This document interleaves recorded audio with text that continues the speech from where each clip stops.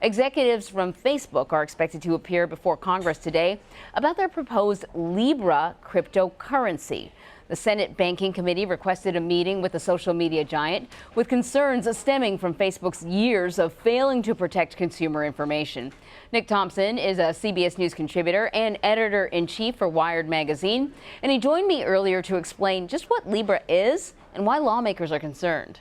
Libra is a cryptocurrency that will effectively, they hope, work kind of like Venmo for payments on the internet. And what Facebook wants is that when you send somebody money or when you buy something online, you will use Libra, which is a coin and a currency that Facebook has created. So that's part one. Part two, where it gets more complicated, is they created it on a blockchain system so that it's partly controlled by Facebook, partly controlled by a bunch of other people in a consortium, and partly just controlled by code. So it's a new currency, a technological currency that's supposed to operate a bit like Venmo. Does that help?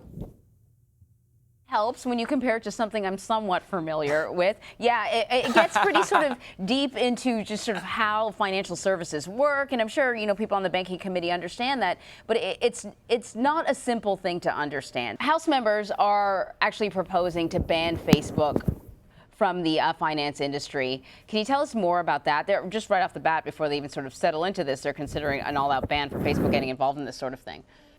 Yeah, so there is so there are a couple of questions here. One, should Libra be banned, right? And the argument for banning Libra would be that it would disrupt the U.S. financial system. The second question is, can Libra be banned? Libra is going to be based in a consortium that is centered in Geneva. So the real authority might be Swiss authorities. So it's not clear exactly what power the U.S. government has. So really the question that the committee will be facing today is, how should Libra be regulated?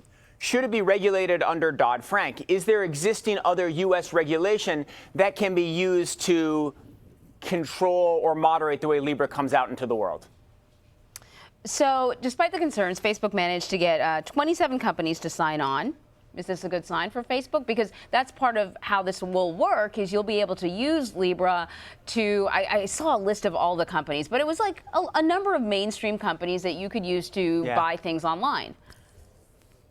Right. So the way Libra is built, and this is where it gets most complicated, is that most financial systems or payment systems are either totally centralized, right, like the U.S. dollar, which is totally centralized in the U.S. government, or Bitcoin, which is totally decentralized, in that it only exists on sort of the nodes that are created and the people who mine it, right? So it's either totally decentralized or totally centralized. Facebook said, let's try to create something in the middle. Let's try to create something that is both decentralized and somewhat centralized. So they built this system that Facebook partially controls, and that is also controlled by a whole number of other partners, 27 to begin with, and they hope 100 down the line. And so the first question you ask is it a good sign that they got those 27 partners? Yes. Is it surprising? No, because these partners are going to make a lot of money. Facebook built a system so that anybody who partners with them will get a lot of money. Then the next question is, will they be able to bring in enough partners to make the whole thing work? We'll see about that. You know, Nick, all I keep hearing is Senator Orrin Hatch asking Mark Zuckerberg, how does Facebook make money? And I'm crossing my fingers that, these lawmakers know the right questions to ask and they understand the answers once they get them. Because it's, like I've said a number of times, it's pretty complicated. Nick Thompson, thank you so much. The good thing, though, is this is the very beginning of a long conversation. So we'll get started now and we'll figure it out over the next couple of years. Okay, that is a good thing. We have plenty of time. Thank you so much.